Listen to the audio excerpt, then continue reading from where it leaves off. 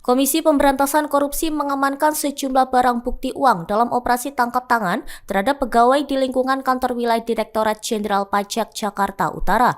Wakil Ketua KPK Fitroh Roh Cahyanto menyampaikan bahwa dalam operasi tersebut, tim penindakan menemukan uang tunai dalam pecahan rupiah serta mata uang asing. Fitroh menjelaskan meski belum dilakukan penghitungan secara rinci, jumlah sementara uang yang diamankan mencapai ratusan juta rupiah pada 10 Januari 2026.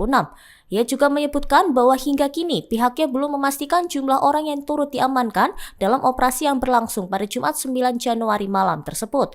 Menurut Fitroh, KPK saat ini masih melakukan pemeriksaan intensif terhadap para pihak yang terjaring dalam operasi senyap tersebut. Download Tribun X sekarang, menghadirkan lokal menjadi Indonesia.